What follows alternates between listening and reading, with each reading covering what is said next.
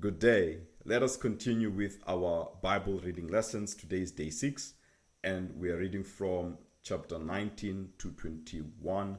And I'll be giving a few lessons from some of the verses that I highlighted. And before I do that, maybe a quick summary from each chapter, from chapter 19 to 21. Starting with chapter 19, we see God destroys Sodom and Gomorrah. Lot and his daughters escape, but his wife turns, so this is Lot's wife, turns into a pillar of salt. In chapter 20, we see how Abraham repeats the lie that he did before. Last time he did it when there was a famine in the land that Abraham was placed in by God, or the land which God is promising to Abraham. When there was famine, Abraham went down to Egypt and he lied about Sarah, saying that Sarah is his sister instead of saying that she's his wife. So he does this again, but this time with King Abimelech. And once again, we see God protects Sarah. In chapter 21, we see Isaac is born. So Isaac is the son of Abraham with his wife Sarah, as opposed to Ishmael, who's the son of Abraham by Hagar. And what happens in chapter 21 is that Hagar and Ishmael are sent away, and this time the Lord approves for them to be sent away. However, as before, we do see God caring for them, because at the point when they were out there, they ran out of water, and it's as if Ishmael had run out of strength as well, as if he was to die. But God came into that situation as well. And lastly, we see how Abraham and Abimelech make a treaty or an agreement, right? So it's quite interesting at the end of Genesis 21 that King Abimelech sees how Abraham is successful in all that he's doing. He's growing in wealth and he's successful. And Abimelech is as if he's afraid of this man, Abraham, to say, please treat me well. Do not, come and fight with me. Let you and I have an agreement. And this really goes to show how much great Abraham was, because Abimelech is the king, Abraham is not the king, but yet it is Abimelech taking an initiative to make a peace with Abraham. Indeed, this reminds me of what God said to Abraham, that he will be so much blessed, and he'll be a blessing, that whoever blesses him will be blessed, whoever curses him will be cursed. And here we see this fear in Abimelech to say that, I need to make peace with this man, Abraham. So those are the 3 chapters that we're looking in today. And what I'll do now is go through some of the verses I've highlighted, and we'll give lessons from them. Starting with chapter 19. So the first verse I highlighted is verse 4, which says that, "But before they lay down, the men of the city, the men of Sodom, both young and old, all the people to the last man, surrounded the house." So what is going on here? We're seeing how what happened is that these 2 angels, and it would have probably been the same angels who went to Abraham's house when he gave them food to eat. And now these 2 angels are now being invited by Lot, meaning that Lot is showing this hospitality to them. He's telling them for them to come into his house, and he will give them food to eat. He will give them water to wash their feet. And this is exactly what Abraham did, and perhaps the 2 might have learned it from their own upbringing. I do not know. But one thing we know about Lot, as mentioned by Peter in the New Testament in his epistle, is that Lot was a righteous man. And what is happening in this story is that this man, or these 2 angels, now here in Lot's house, the men of Sodom want to come into these 2 men. And what's happening, as we read in verse 4, it says, "But before they lay down," the they here is the angels, "before the angels lay down, the men of the city, the men of Sodom, both young and old, all the people to the last man, surrounded the house." Now the reason I highlighted this verse is because I'm reflecting on the prayer that Abraham made previously, where in his prayer he was praying to say that, "Lord, what if there's 10 people who are righteous? Would you destroy the city even if there's 10 people who are righteous?" But here in verse 4, we are reading that all the people to the last man. And that means that Sodom should be destroyed because all the people to the last man are here now surrounding the house of Lot. Okay, so let's move now to verse 9. I have some complicated idea around verse 9. It's just an idea that I was just reflecting on Abraham's prayer once again. And verse 9 says, but they said, stand back. And they said, this fellow came to sojourn and he has become the judge. Now we will deal worse with you than with them. So this is this man of Sodom replying back to Lot. Lot had told them that what they are doing is wicked, right? In verse 7, he says, I beg you, my brothers, do not act so wickedly. So it's as if he's telling them, no, this is so wickedly. And then I don't know which is more wicked or not here. He actually offers his own daughters to say that rather have my daughters. They've not known any man. And that also looks bad, but maybe one can just appreciate the context in terms of his trying to protect his guests. But this is also bad, right? And he's saying to them, do not act wickedly, and yet he's giving them his daughters. But what I want to highlight here is the fact that they are not listening to him. They're saying, stand back. This fellow came to sojourn. So it's like they're identifying that he's a foreigner, and that how can this foreigner become now the judge? And then they're saying to Lot that we will deal worse with you. They're going to do even much worse with him than with them being the angels. And then it says that they pressed hard against the man Lot and drew near to break the door down. Now the reason why I highlight this verse is to show, and again reflecting on Abraham's prayer, is to show, number one, the fact that Lot probably would not have counted towards if there's any 10 men in the city, would you now destroy? Because I do believe, like others as well, that if there was one man in the city, God would have not destroyed Sodom on account of that one man. But it seems like Lot is not counting because one, he's a sojourner, he's like a foreigner, and therefore this city must be judged by its own original inhabitants, by the people of the city. And therefore they identify that this man is an outsider, and him being an outsider perhaps would have been the reason why the men of Sodom needed to receive the punishment from the Lord, because there was no one righteous, as we read in verse 4, which says that all the people to the last man.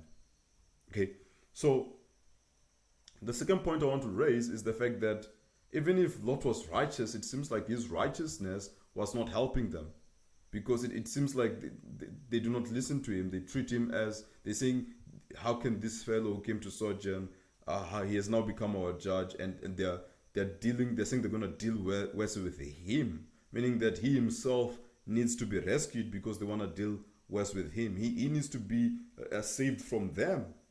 So if he's to be saved from them, that implies that he must also be removed from this place. And once again, this goes to show that Lot's righteousness, which Peter speaks about in his epistle, would not have been a reason for God to relent the punishment over Sodom and Gomorrah. So this is one idea I was just thinking about as trying to reflect on Abraham's prayer. Okay, so let me move on to the next verse, which is in verse 14. Verse 14 says, so Lot went out and said to his sons-in-law, who were to marry his daughters, up, get out of this place, for the Lord is about to destroy the city. But he seemed to his sons-in-law to be jesting. So there's a few things I can mention here, but the first point I wanted to raise is just an interesting observation that his daughters were not yet married, but these men were considered his sons-in-law, and that was the culture of that place, right? And in fact, if they wanted to separate, they would need to register a formal divorce, meaning that even though they are not yet married, this betrothal is in the Hebrew culture, in the culture of that area, was considered something so strong and binding that it can only be separated by divorce. We see in the New Testament with Joseph and Mary, when Mary was pregnant by the Holy Spirit, that Joseph wanted to divorce her, but they were not yet married, they were just betrothed. It had to be a divorce because you become a son-in-law even before you are married. That's just how serious betrothal is, or the culture of that. So this is one thing interesting to note about the culture of that time and place, right? But the second thing that I'd like to note is to compare this story with the story of Noah. Noah was able to save his sons and his daughter-in-law in terms of their wives, right? And here there was also an opportunity for Lot, similarly with Noah, to save his daughters and his sons-in-law, meaning the children and who they are married to, or in this case, who they're going to be married to. But here he doesn't seem to be successful because the sons, they did not consider what he was saying. They looked at him with contempt, and they did not believe him. They thought that, no, this man is just joking, right? And this goes to show that there's this, for me, is this point that even though salvation can come to some people and is being offered to some people, they still have the free will to reject it and to scoff. And even today, there are people who scoff as we preach the gospel and they do not want to hear it. So they can be compared to the sons-in-law of Lot. Okay, so they were told about the danger that is going to take place, and yet they ignored it. Okay, so verse 16 I highlight as well, which says that but he lingered. This is talking about Lot, because now this is the next morning when these angels are about to destroy Sodom, right? And Lot has been told that he needs to go. He needs to get up. Take your wife and your two daughters who are here, lest you be swept away in the punishment of the city, right? So he's been given this opportunity to escape, but verse 16 says, but he lingered. So I really love verse 16, because again, this is almost like a salvation story. This is almost like a salvation story, and if you begin to also compare it with the story of Genesis 14, remember that's the second time that Lot is being rescued. The first time that Lot was being rescued was because he was captured by kings, right? When the different kings came to fight, and the kings of Sodom lost in the battle. And now this is not about kings anymore. This is about the judgment from God. So you see, sometimes people want to just be safe from the hands of people, But when we speak about salvation, the salvation and the gospel message being taught, it's not just about being saved from the hands of man, the hands of kings, like in Genesis 14. It's about being saved from the wrath of God. Because the wages of sin is death. God will punish. And this story is a little bit different in the sense that in Genesis 14, Lot could be rescued by his uncle Abraham. But this time, this punishment is not a punishment or a capturing happening because of some kings. This is coming through the wrath of God. And when the wrath of God comes to punish, you cannot be saved by a man. You can only be saved by God. And that is why it took these angels to be the ones to help Lot to be saved. Verse 16 says he lingered. So the men seized him and his wife and his two daughters by the hand, the Lord being merciful to him.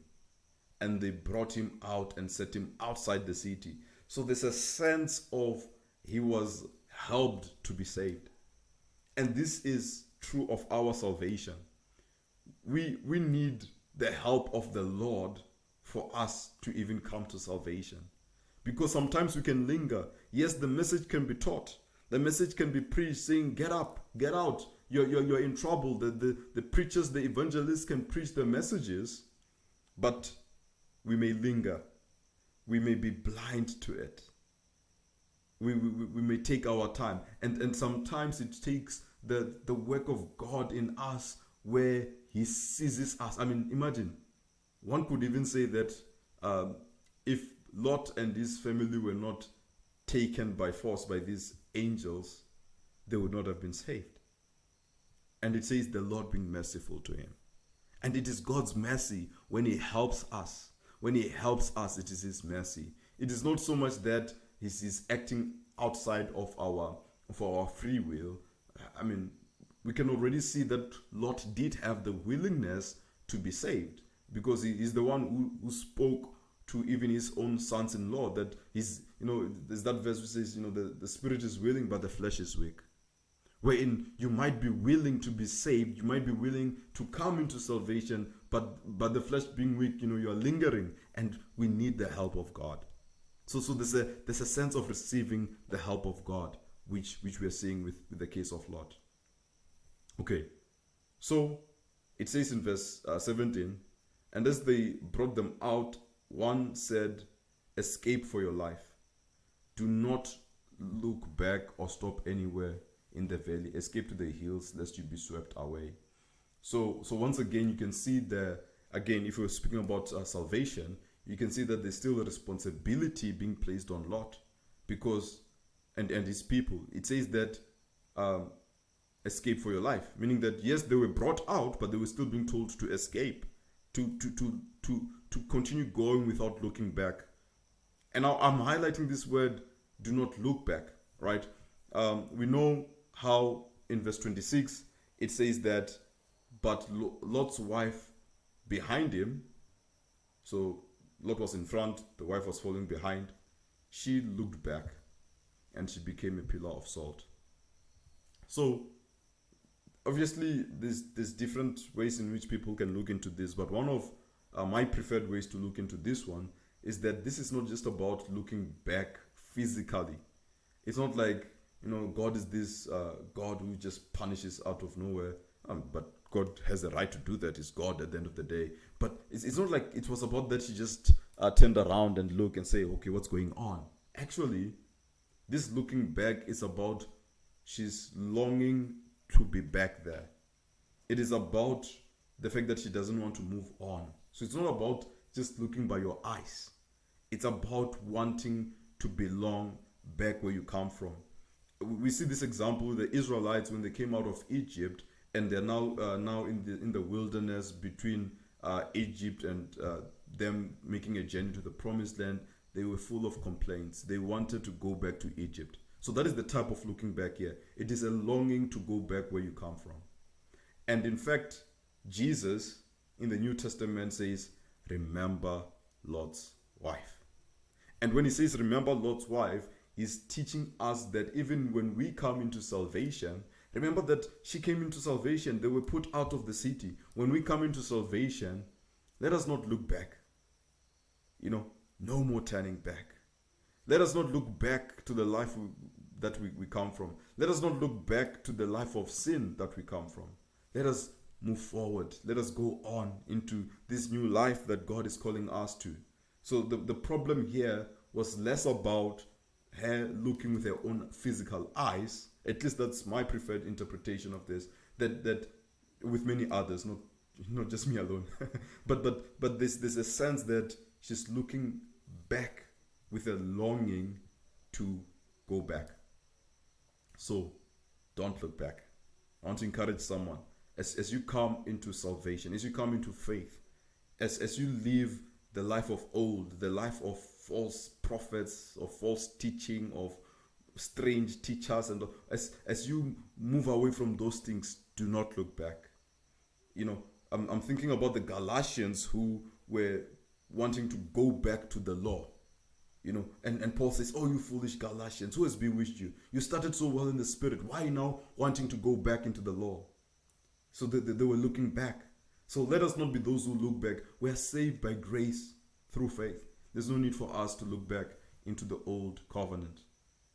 Okay, so verse 29 says, so it was that the Lord God destroyed the cities of the valley.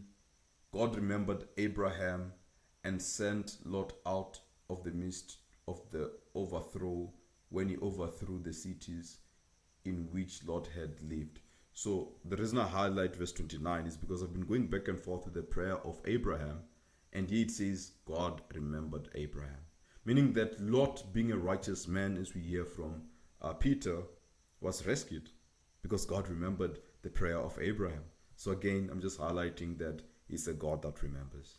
All right, so the last verse I highlighted, so there's this interesting story where the daughters of Lot trick him so that they can have children by him. But the reason I highlight this story is to once again show the interesting picture of God's redemption, that He uses all sorts of people, even including the sons born in this illegitimate, sinful birth, for that matter, right? Because how can a father give birth with his own daughters?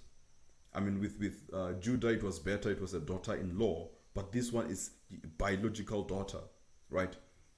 But I highlight this because these nations called the Moabites and the Ammonites. So this is verse 37 and 38, which says that the firstborn boy, a son called Moab, is the father of the Moabites, and the younger also bore a son and called his name Ben Ami. He is the father of the Ammonites to this day. Now, what's actually quite interesting in terms of, even though these seem to be like a sinful way and all of that, but yet the Moabites and the Ammonites are both featured in the genealogy of Jesus Christ. When you read in the book of Matthew, because Moab, or the Moabites, is where Ruth comes from. Ruth is a Moabite. Ruth is a Moabite. And with the Ammonites, we know that Solomon, his wife, Naamah, was an Ammonite. And Solomon's wife, Naamah, gave birth to Rehoboam, who was the king of Judah. And Rehoboam is the one who was born at the time when the kingdom divided, with Jeroboam taking the 10 tribes and Rehoboam taking the 2 tribes, Judah and Benjamin. So it's just quite interesting how God uses all sorts of weird situations, and God can certainly use you. And I really enjoy looking at the genealogy of Jesus Christ in Matthew, because Matthew intentionally picks on the women who have an interesting, colorful picture in terms of Rahab being a prostitute, and he also features the son born from Judah and his daughter-in-law. Okay, so let's quickly move to the next chapters. So with chapter 20, we see Abraham and Abimelech, and verse 3 says, "But God came to Abimelech in a dream by the night and said to him, Behold, you are a dead man, because of the woman whom you have taken. She's a man's wife." And here you can see once again that God honors marriage, right? That he is, even though they are lying, but God is saying to this man that he's a dead man because of what he's done. And he obviously replies that no, he did this in the sincerity of his heart. And God says, okay, yes, I know, verse 6, yes, I know that you have done this in the integrity of your heart, and it was I who kept you from sinning against me. And here we're seeing how God is the one who kept this thing from not becoming a sin, right? And then he says, now then return, verse 7, now then return the man's wife, for he is a prophet, so that he will pray for you. Now, what I just find interesting about this story is that Abraham seems to be the one who was wrong here. And yet Abraham is the one who is to pray. He's the one who's to pray over Abimelech, so that they'll be healed. His family will be healed, right? And he's praying for them. It says in verse 17, then Abraham prayed to God and healed Abimelech, and also healed his wife and female slaves, so that they bore children. And I find it quite interesting that it is after this prayer that now the next, because God is going to open up the wombs of this family because of Abraham's prayer.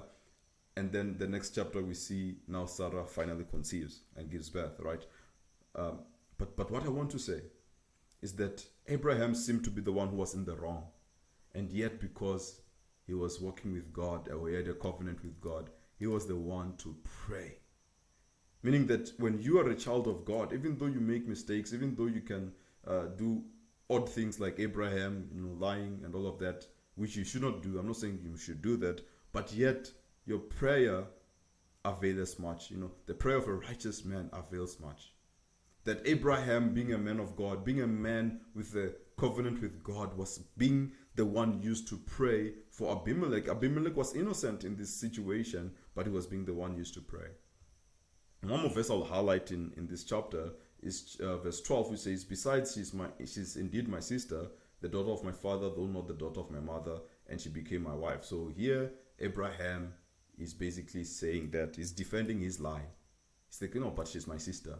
And my simple lesson here is, let us, Jesus says, let your yes be yes and your no be no. Let us speak with integrity. There's no need for us to speak using lies or using anything of that nature. Let us just speak honestly. Let us speak honestly. So here, Abraham is basically giving a half-truth, but that is still a lie. So half-truths are also lies. Okay, now let us quickly finish off with chapter 21, where we see the birth of Isaac. And now, as we've read it, we see how Hagar and Ishmael, God allows them to be sent away. And this is part of a separation, right? So that Isaac can take on this inheritance without needing to be mixed up with Ishmael. And really, God does call us to be separated, be set apart, right? And then the one verse that I really like to pick up, because we see in this story how, by the way, Ishmael would have been around 16 years old or 17 years old. So he's not a child, right? But he was a young man.